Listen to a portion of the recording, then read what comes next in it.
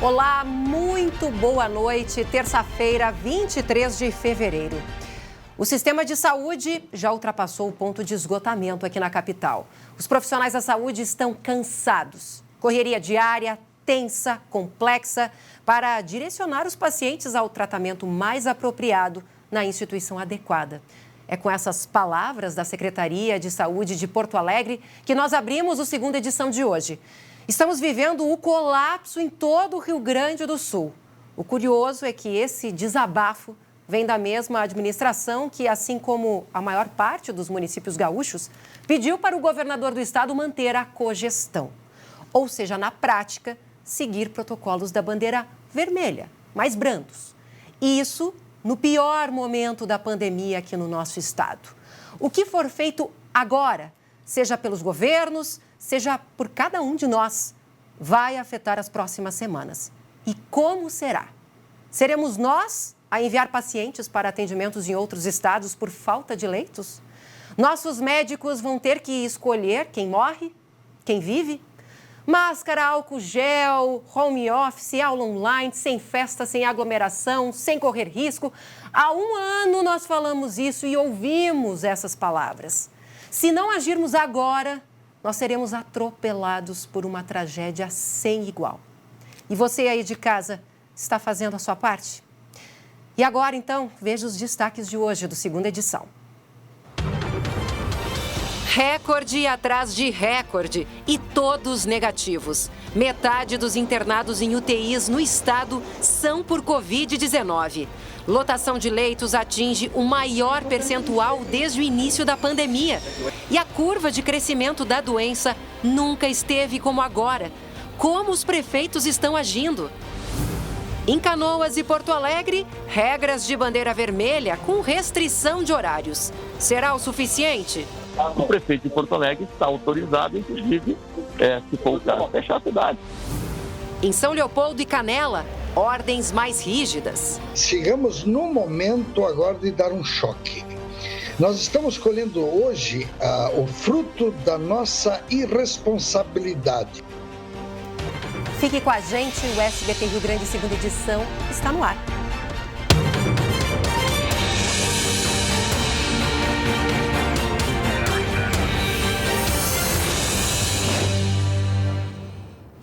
Infelizmente, nós começamos a segunda edição falando do pior momento da pandemia aqui no Rio Grande do Sul.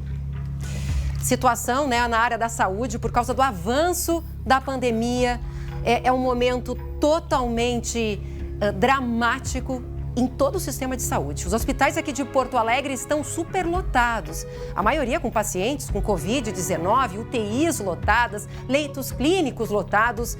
A Gabi Lerina conversou hoje com representantes de 2 hospitais, de 2 instituições. O que eles têm a dizer, Gabi? Porque os relatos que chegam dos hospitais é de desespero, é quase uma operação de guerra. Boa noite. Pois é, Lu, tô engasgada aqui só de a gente ouvir todas essas informações, Isso que tá batendo mais forte o meu coração, imagina, de todo mundo que tá vivendo essa situação. E olha, a situação beira o desespero, viu? Se do lado de fora dos hospitais a gente vem registrando muitos, dezenas, centenas de pacientes chegando para atendimento na emergência, do lado de dentro dessas instituições a situação é ainda pior. E não sou eu que estou falando não, viu? Relatos de médicos, de profissionais da saúde, de enfermeiros e de técnicos. Tem uma notícia que chegou agora que é quentinha, uma informação pelo menos boa, mas que rapidamente vai ficar lotado. O que eu quero dizer? Que até amanhã de manhã o Hospital de Clínicas informou que vai conseguir ampliar os leitos específicos para leitos de UTI. São 97 atualmente e vai para 105. Olha, essa ampliação estava prevista para o dia 1º de março, mas ela foi antecipada. É claro que vai lotar de uma forma muito rápida. Neste exato momento, então, esses números, eles correm muito, mas está super lotado lá. Tem 97 pacientes internados em estado grave neste exato momento no Clínicas. E outros 62 estão na área de enfermaria. E, Lu, começou a acontecer aquilo que as autoridades temiam. São pacientes que chegam em estado grave na emergência do Clínicas e que estão sendo atendidos, estão sendo entubados ali naquela mesma ala, porque a ala de UTI está lotada. Quem nos conta, doutora Beatriz. Ouçam só. Os vários leitos da emergência que servem para acolher os pacientes, que em média nós teríamos que ter 12 a 15 pacientes ali, nós estamos com o dobro de pacientes. E para piorar a situação, como todos os pronto-atendimentos estão com muitos pacientes graves e todos os hospitais estão cheios, eles começam a distribuir os pacientes independente de ter ou não ter vaga, o que é chamado vaga zero. Tínhamos 2 à tarde, está chegando um terceiro, sendo que esse terceiro tem 34 anos. Mas as condições para entubar e manter em ventilação mecânica um paciente na emergência são piores do que esse paciente, se ele fosse para a UTI, que é o melhor atendimento que se pode dar para esse tipo de paciente. Ouviram bem? 34 anos, paciente em estado grave. Se tu não ficou chocado ouvindo isso, tu não vive nesse mundo não, viu? Situação também é muito complicada entre os profissionais da Santa Casa de Misericórdia aqui de Porto Alegre, que hoje à tarde beirou 98% da ocupação do número de pacientes por lá. E para poder dar conta de todo este atendimento, as equipes estão transformando aqueles leitos específicos para outras doenças, como por exemplo, doenças cardíacas e transplantados em leitos específicos de UTI. Quem nos traz os detalhes, Dr. Fernando, que é o coordenador médico da Santa Casa. Ouçam.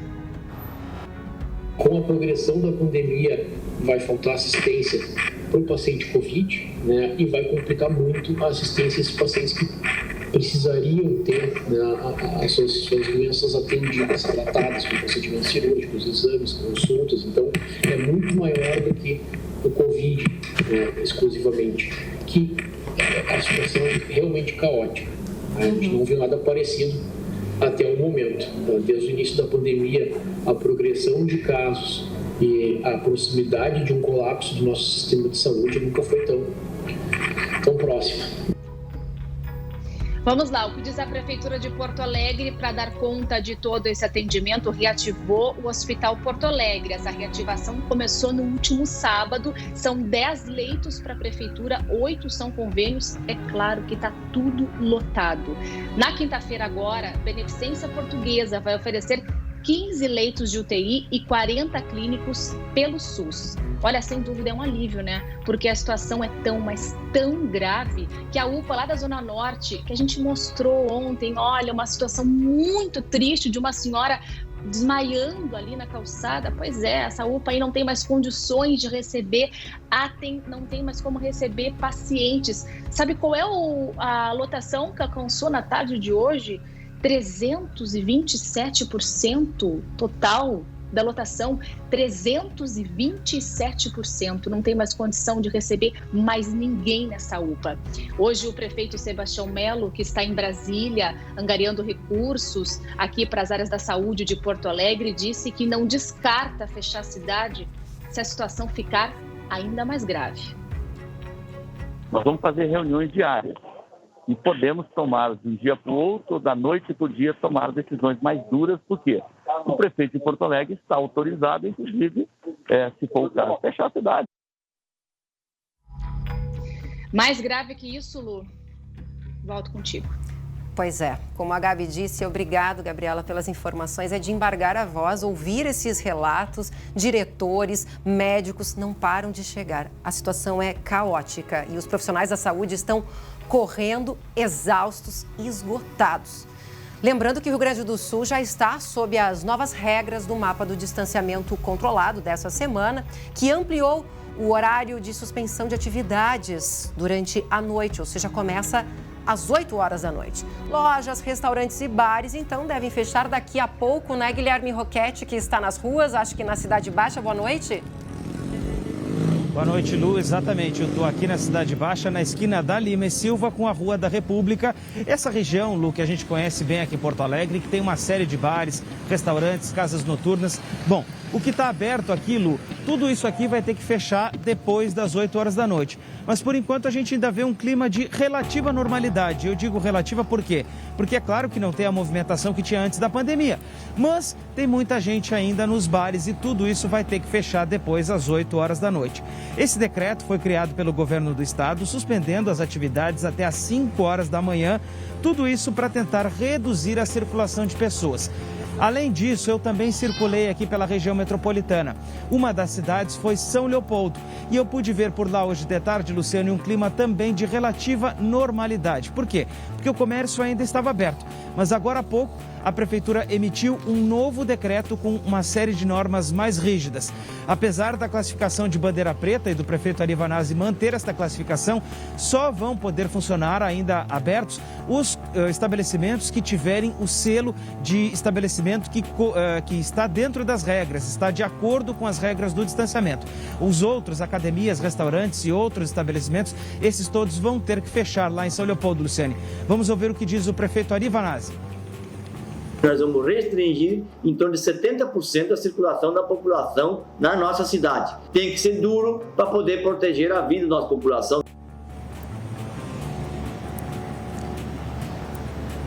Lu, em Canoas há também a cogestão, né? Também tem esta possibilidade. Só que por lá a regra é a da bandeira vermelha, justamente porque a prefeitura optou por uma regra mais branda. O prefeito Jairo Jorge, então, optou por esta regra que permite a abertura, por exemplo, de estabelecimentos comerciais não essenciais na rua. Nós temos também a entrevista com o prefeito Jairo Jorge de Canoas. Nós temos hoje as atividades comerciais, nós temos as indústrias, nós temos a área de serviços e o principal responsável pela contaminação não são esses serviços. Nós sabemos que são as festas clandestinas, são as atividades, muitas vezes de entretenimento. Luciane, a Prefeitura de Canoas, ela afirma que hoje tem 94 leitos de UTI exclusivos para o tratamento dos pacientes com a Covid-19. O Jairo Jorge, o prefeito, disse que até o final de semana devem ser abertos mais 15 leitos de unidade lá no município. Até a próxima semana devem ser abertos mais 59 leitos clínicos, ou seja, leitos de enfermagem, justamente para atender toda essa demanda. Canoas também está com os hospitais lotados, Luciane. Tá certo, obrigada, Guilherme. Bom a gente ver muita movimentação ainda na Cidade Baixa. E olha só essa informação. Com autorização do governo do estado, amanhã, escolas municipais e conveniadas com a prefeitura vão retomar as aulas presenciais na educação infantil aqui em Porto Alegre. São 25 mil alunos na rede. Na quinta-feira, retornam os estudantes do primeiro ano. Na sexta-feira, os alunos do segundo ano do ensino fundamental. Nas séries iniciais, são 6 mil alunos estudando em escolas do município. As aulas serão escalonadas entre turmas que farão atividades presenciais e também à distância. E vamos mudar um pouquinho de assunto, porque motoristas de aplicativo fizeram hoje um protesto em carreata aqui em Porto Alegre. Cerca de 1.500 carros percorreram as principais avenidas da capital. Os motoristas querem reajuste na tarifa por causa da alta da gasolina, né? E também pedem um canal direto de comunicação com as empresas que contratam os motoristas de aplicativos. Muitas não têm escritório aqui em Porto Alegre, só tem escritório ou sede em São Paulo, então eles reivindicam isso. E agora, hora do esporte de futebol, porque um áudio vazado do técnico Abel Braga esquentou os ânimos da torcida para a próxima partida do Colorado no Brasileirão. O jogo é contra o Corinthians na quinta-feira, às 9h30 da noite. Depois de perder para o Flamengo e ver a liderança do Brasileirão escapar faltando uma rodada para o fim, a torcida do Inter se agitou nas redes sociais hoje. Tudo por causa de um áudio vazado do técnico Abel Braga. Se eu te falar que eu perdi o jogo ontem por sacanagem, isso me motiva muito mais, entendeu? E perder para um time daquele de não sei quantos milhões de dólares, da maneira que foi, por sacanagem de um árbitro, a confiança aumenta, cara. E eu não deixei cair. Eu já falei para os jogadores ontem. Já tinha dito. Não acaba, só se for a nosso favor. E ia acabar a nosso favor. Vamos fazer nossa parte com o Corinthians aqui. Essa p vai acontecer. Porque vocês, torcedores, merecem. Falta uma rodada só e a classificação tá aí. O Inter tem de vencer o Corinthians e o Flamengo não ganhar do São Paulo. Será que dá? E ainda hoje, Canela, na Serra Gaúcha, adota regras rígidas em bandeira preta do distanciamento controlado. Guilherme Fadanelli. E a reclamação de muita gente é que Canela tem protocolos diferentes de Gramado, que fica aqui do ladinho. Eu explico o porquê depois do intervalo.